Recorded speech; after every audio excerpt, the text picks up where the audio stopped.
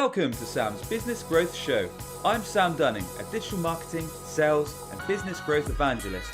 Tune in and subscribe today as I'll be interviewing business leaders, experts and entrepreneurs from around the globe. You'll be learning their story, how digital marketing has helped them along the way, and exclusive tips and insights to help you skyrocket your own business.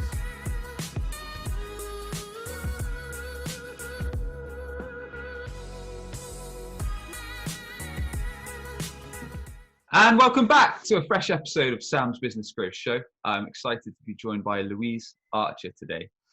Louise has gone from consultancy services manager to a client partner. She's worked in senior roles on the front line of recruitment for 20 years now. Louise's knowledge of retained search and associated services is profound, with an approach to implementing and selling them that is straightforward, open, and results-driven. Louise, welcome to the show. How's it going? It's going really well, Sam. Thank you very much for having me. Really good, busy, and in the background cleaning windows. But yeah, everything's good. Very good, thank you. Pleased to hear it. Great stuff. So, as always, Louise, there's a few key things that myself and everyone tuning in today would like to learn from you. So we want to learn, as you've grown your own business recently, we'd want to learn your top business growth strategies. So how you've been able to grow your business in a short space of time.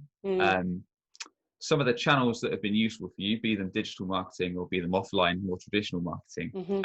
But before we get to that, it'd be great to learn a bit more about your background, so your story. So if you could share with us a bit of insight into yourself, really, where you grew up, some of the key businesses you've worked at, and some of the lessons or actionable tips you picked up along the way, whether it's sales, whether it's marketing or business in general. We'd love to learn it. Okay, cool. Well, yeah, I mean, I guess the first thing to say is that I swore to myself as a teenager, I think, that I would never set my own business up. And yet here I am. So I guess the journey that I've been on has been unusual because I guess a lot of people actually strive to work for themselves and build their own company. And mine was the exact kind of reverse of that. So I really enjoyed my career, and I really enjoyed working for other people, largely, not everybody, obviously, but I learned a huge amount. And some of those kind of key things were, I was lucky enough to be trained and formally trained at a firm called Hudson, which was TMP, and they're known for real best practice in our industry, and the training's very, very, very good. And so I think that gave me a really good foundation for an opportunity that presented itself later down in my career, which was to join another business called Airswift into the engineering world. Previously, all my experience had been very much UK based, and I didn't really have, although I'd done a fair amount of travelling, I didn't really have visibility of the kind of international opportunities that a career in recruitment could offer. It didn't really feel tangible until I joined Airswift, which is truly an international business. And from day one, it was, building teams in Jakarta, in Indonesia, in KL, in Malaysia, in Norway, literally all over the world. And nobody batted an eyelid at somebody having 3 passports because they had to go to Angola and then into Canada, and that was exciting. That was a big part of the world opening up for me. And then I guess when I moved back into the UK for personal reasons, I sort of felt like the world had been a bit was getting shut down a little bit for me. Because I did some international work with Airswift, and the UK felt like a very small place when I came back. But I learned a huge amount again in how to work through that, and resilience is just such a huge part of getting through sales in general, isn't it? And certainly in recruitment, that I came through quite a difficult time in what is a very competitive, challenging market. And came out on top and did really well in building what is now about, I think they do about £8 million a year in the consultancy service division that myself and a colleague of mine established. Wow. Okay. Yeah. That was a huge part of my. Go on. Excellent stuff. So you trained at Hudson, and you said that the training there was impeccable. So was that recruitment? Was that sales in general? And why was their training so much? Got it. Awesome. So why is their training so much better? Because a lot of us from a sales background, I myself especially, I just used to, I think one of my first roles, they pretty much just gave me probably an hour, half an hour's training. Sam, here's what we do. Here's our services. Go hit the phone, start selling, start cold calling, start cold emailing, start getting on social, whatever. So it's great that you had a good framework. What would you say that made their training stand out from what so many of us are used to seeing? I mean, you know, you learn on the job as well, right? It's not all training, but I guess that was Sure. part of what was so good about it. There was a formal training process that every, you know, new hire went through, that was driven from you know, central best practice and probably world-class training facility, and skills and training talent in London. And then that was combined with the management who had all been through that training and grown up with that themselves, who were preaching and practicing what, you know, what that was preaching. So it was constant reinforcement of, somebody said to me the other day, the systematic application of basic principles. And that is exactly, you know, what worked for me. And then having combined with the cut and thrust and the rough and ready, you know, JFDI attitude of recruitment sales training, where you know, I had my manager sitting next to me, and I remember when you know, you got the old phones where that you can hang it up without actually hanging the phone up. Oh, okay. So we used to have double handsets, and she would listen into me, and if I said something that she wasn't happy with, or that wasn't the right thing to say, she'd just hang the phone up mid-client call and be like, right, next. and that, you know, taught me very quickly not to screw it up. And so I think it's that combination of the reinforcement of that system, systematic application of those basic principles, and but done is better than perfect. Just keep doing it. Yeah, so true, and that comes down to a lot of things. Okay, and then you moved to Airswift, and that was an international business, right? So you're working overseas. Yeah, I started in the UK and was thrown in massively at the deep end. Had 50 requirements. I went in house for the first time and had 50 requirements globally on my plate, on my head, and I guess that really taught me just graft. I was a kind of grafter anyway, because I'm a kind of country girl, and I like, you know, I like getting stuck in, but that was something completely different. I was up all hours of the day and night trying to, you know, working with candidates. And I loved that. But what that did also was open up an opportunity internally for me to move to the US. So I went and spent about a couple of years, I think it was, in Houston, in Texas, which was, Oh, nice. yeah, like, just, I don't know, something different. Have you lived in the States? You worked in the I've States? not. I've never worked over there. I've worked with clients in the US, and I've been there a few times on holidays, but never for business. It's a cool place to, you know, do business. It really is. I really, really enjoyed it. Like, I didn't really want to come back, actually. I learned so much, and what it taught me most, you know, working over there, was confidence. Like I heard someone else talking about the US, the Americans and their confidence the other day, and it's so true. They've just got inherently inside them is, I'm great. I'm going to nail this. And it's so different from what, you know, from us as Brits, who are constantly, and a lot of it comes from the schools, because, you know, my children were in schools over there, and every day they'd come home, and the prize giving is constant prize giving, constant praise, and great job, brilliant, even if it's absolutely shite, they're going, this is brilliant, this is amazing, you are awesome. And I think that constant reassurance and that constant confidence really just does a lot for us Brits. I think it really helps us move forward. Definitely. I mean, I'd say us as a nation, we're far too polite, and things like that, and we just beat around the bush, whereas Americans tend to be a bit more to the point, and like you say, they're a lot more motivational and things like that. So they've got a lot of great traits, especially when it comes to sales. And comparing it with, you know, now they're back in school in the UK, you know, you see their report, and, you know, Harry's really good at applying and listening, but it could definitely be improved if, you know, it's just nowhere near the amount of, you know, reinforcement of confidence and self-esteem that the Americans get. I think we've learned a lot from them. Agreed. Okay, so selling overseas. So what would you say would be the difference between sales in the UK and sales in the US? Is there one? Is it quite a different transition? I think so. I think a lot of it is, well, for us as recruiters in our industry, we're valued. I won't say, you know, we're not prized over there, but we're certainly valued a lot more highly than we are in the UK as an industry and as a profession, and that really helps. So that makes it for a different experience.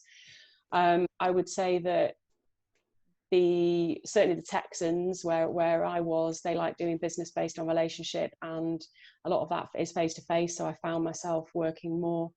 They were much more receptive to working face to face, and therefore forming much more deeper and meaningful relationships. So that was a bit more different from the kind of transactional supply relationship that a lot of the UK firms prefer. The fees are bigger, fees are bigger.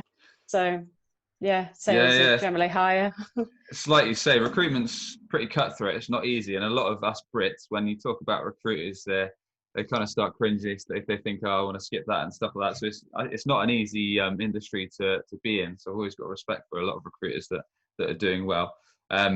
So in terms of selling face to face, that's the way they preferred it, is it? And has that taught you any lessons in terms of being able to nurture relationships and being able to build rapport quite fast with prospective clients and things like that? I think what it really taught me was the importance of being human. And I see, so many people talking about that now, and authenticity, and it's like, hallelujah, at last we can actually just be ourselves, and that's a good thing to be. Oh, sorry. That's all right. It's the window cleaner again, and she's not so keen. So yeah, I think it is all about authenticity, and I think when you're working face to face with people, it is much less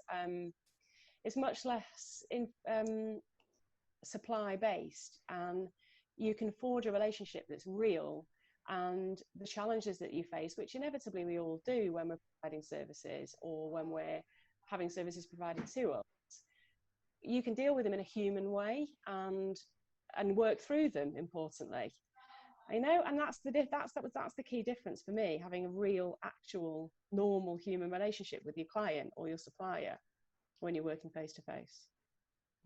Okay, got it. And does that, to get a bit more granular on that, does that just mean be less corporate? So rather than talking to someone like you're just talking to another corporate business, talk to them as if they're your friend?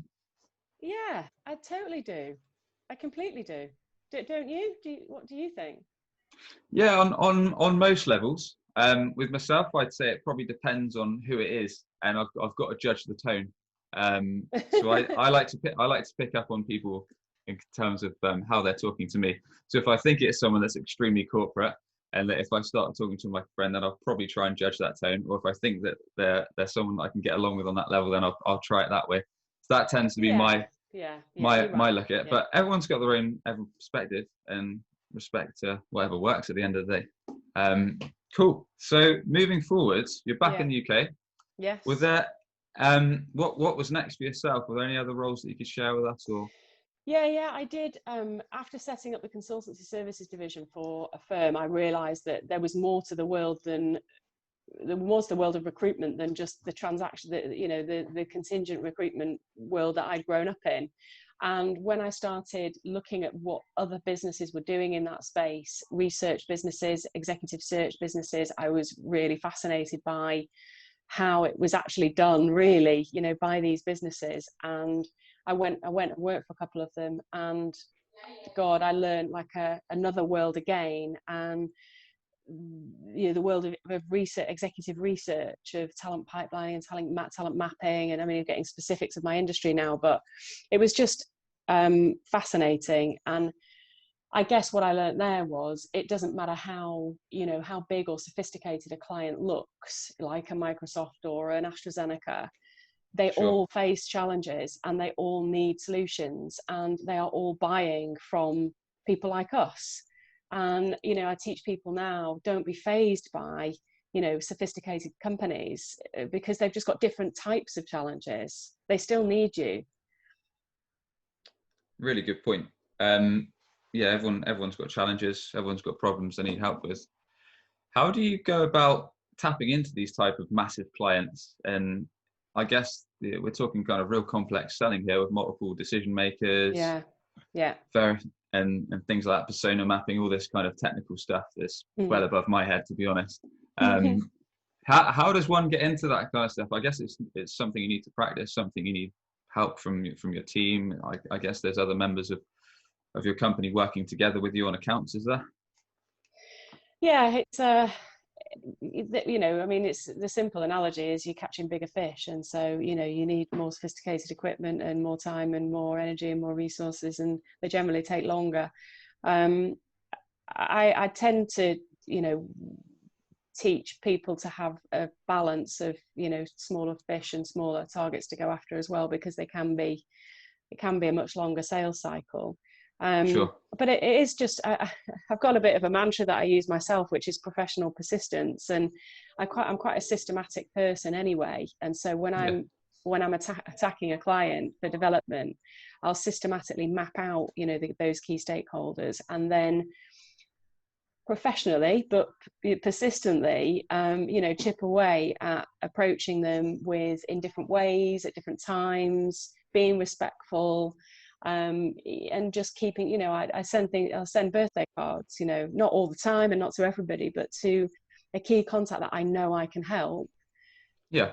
I'll do things like that, and because I'm not going to give up. And I think when you're tackling a big client like that, showing them that you're not a flash in the pan is really important, and having that professional persistence is backed up with the the credibility, the evidence of your capability, your team, and a strategy for delivery. Then you can land some really nice big pieces of work. Great. So it sounds like you're doing some personal strategies. You mentioned things like birthday cards and stuff like that. So a bit of a different way to reach out. Nice. Okay. So yeah, let's jump in, Louise, to your own business. It'd be great to learn a bit more about when the light bulb moment was, why you decided to set up on your own.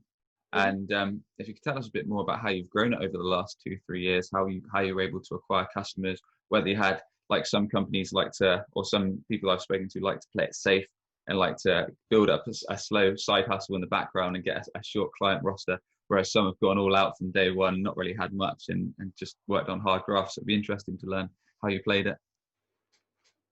Yeah, sure. I mean, I guess, like I said, I didn't set out to set my own business up. So it happened by accident rather than by design. I was on garden leave from the last company that I worked for, and a guy I used to work with called me up and said, I've moved, I haven't spoken for a few years, I'm working for a business that don't work on a retained basis, but they really should. Will you come in and will you teach us how to do it? And I said, well, I don't know whether I'm qualified to do that. And he said, well, you taught me, so you can. So I went in and I just did it while I was not really doing anything else, and it wasn't in my non-compete. So and it worked, and I taught them how to sell and how to win and how to deliver retained work. And somebody heard about it, they asked me to do a similar thing, I went and did it for them, and it worked really well. And then it went from there, and I literally have not stopped doing that very thing since. So I was always frightened of setting up my own business. Firstly, I think what I've uncovered through working from a business coach now is that I do have a fear of failure, which I think is quite common amongst us people that strive for success. Definitely. But I was afraid of setting my own business up because I was afraid of not being the best. And if I was going to do something, I was going to be the best at it. And luckily, fortunately, that niche, there isn't really anybody else doing it. And so I feel like I can be the best. And so that has really empowered me. And now I'm absolutely determined I will be the best, and I'm going to continue to be the best at what I do. And that is kind of a huge kind of, burning imperative that's driving everything that I am doing, with, kind of from approaching the market and communicating with them to uncover what their challenges are and what they want to do, to providing a service that solves that to the absolute best of my ability. And I guess it's back to what my dad always used to say to me: what you've got to do, the best way to operate in business is just to simply do what you say you're going to do. And Yep. and it's so basic and so simple, but it's a big part of how I think we've grown so far and how I think we will continue to grow. So it's taken off really, and I've only kind of set up the business and established a website and an identity, and as a result of the success. And I think, you know, when I talk to younger or kind of budding entrepreneurs or people that want to set up on their own, and, you know, they've got ideas and they want to do this, the advice that I give them is go and do it first, and, you know, make sure it sounds simple again, make sure it's viable and make sure it is something that people actually want and need before you go setting up websites or setting up companies or deciding that that's what you're going to do for the rest of your life. I felt like that organic, you know, I don't know which way around, is it the tail wagging the dog or the dog wagging the tail, but whatever the right way around it is, I felt like that was the right way, and I feel confident about the, you know, the future success of the business because of it. Definitely some real great points there. So it sounds like it's quite a lot to do with mindset, and you've had that mindset of you wanted to be the best in your industry. It sounds like you picked quite a niche as well, which is good. So there's not loads and loads of competition that you need to be concerned about. So as long as you do a great job, then it's going to set you quite apart. Do what you're going to say. Do what you've said you're going to do, which sounds so simple, but is quite rarely done to the T anyway.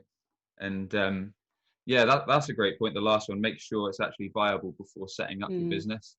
So like you say, before spending all this money on staff, websites, digital marketing, office space, whatever it may be, whatever's involved, actually probably do it a little bit in your spare time.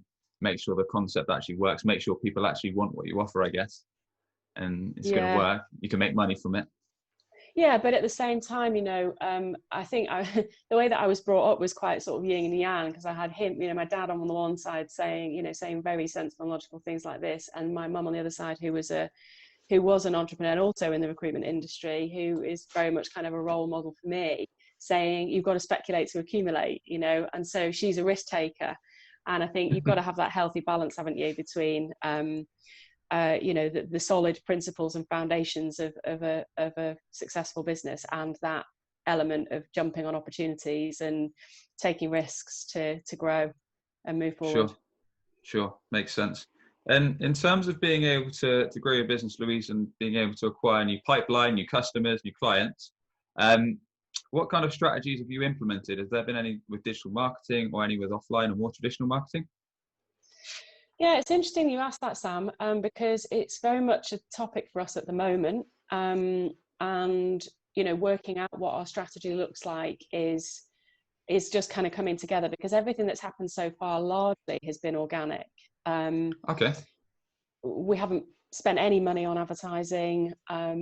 We haven't, you know, really got a marketing strategy. And it's all been, LinkedIn is where kind of all our customers are, and just by building a presence and a personal brand really, and putting myself out there and being visible, I've been able to, you know, to really start a great growth trajectory. And then for us, it's more now about how do we take that to the next level? Where are sensible places for us to invest in marketing, in paid advertising, to generate the leads that we know are there? We know that our customers are facing the kind of challenges that all the other customers that we're working with are. So sure. No, sure. So it sounds like LinkedIn's played a good part. And apart from that, was it mainly referrals from other businesses or things like that that have helped you get more customers? Definitely, referrals have been a huge point. And in fact, sometimes, you know, we're referred from people that we don't know, and that's happened several times recently. And I think, referrals and LinkedIn is where it's all been so far. So I'm intrigued to know what's the next step, you know, and what happens when you start putting some money in and some investment behind, you know, marketing and advertising, and how does that impact sales? Excellent. Well, yeah, I mean, some of the key takeaways I've picked up on today, Louise, were done is better than perfect, which is one of the first thing in terms of your sales training and just getting on the phone and kind of getting to it and learning as you go along the cycle. Selling face to face, all about being human, so being relatable to your customer, to your prospective customer or client. Big clients, just because they're big, they still need solutions, they still need help. So you shouldn't be scared of approaching the big fish, and even if you are in a small pond. And then great points about mindset, doing what you actually set out, what you're saying you're going to do, and making sure a business is actually going to be viable before you going all in. But being prepared to take some risk as well. Yeah, I'd Excellent say stuff. so. Well, what we like to ask everyone that comes on this show, Louise, is if you could thank just one person, either dead or alive, having a positive influence on yourself and your career, who would that be and why? My mum, 100%, easy, hands down. Yeah, absolute inspiration, just absolutely incredible. She's constantly been my cheerleader and, picking me up when I've fallen and encouraging me to keep going when I thought that I couldn't. And yeah, she's the reason that I'm doing what I'm doing. Excellent stuff. Well, everyone, you've been tuning into Sam's Business Growth Show, where we sit down with business leaders, experts and entrepreneurs from around the globe. We find out their story, how marketing's helped along the way, and their exclusive tips and insights to help you skyrocket your business. Louise, tell us a bit more about your company, how people can learn from you, how people can get in touch and reach out. That's nice. Thank you, Sam. Thank you for having me. It's been really nice. I hope that something that I've said somewhere resonates with somebody. So yeah, my business is called Retrained Search. We teach contingent recruiters and recruitment companies how to either transition to a retained model or how to build and develop a retained model.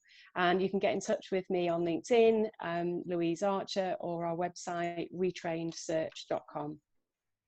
Brilliant stuff, Louise. Thanks so much for coming on. Pleasure. Thank you for having me. Thank you, Sam. Constantly hunting for new customers?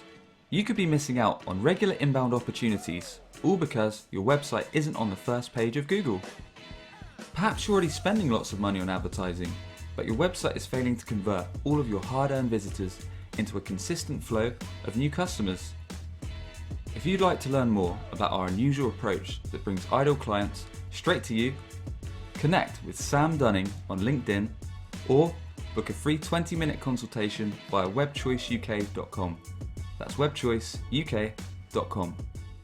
Subscribe today for more digital marketing, sales, and business growth tips from the experts.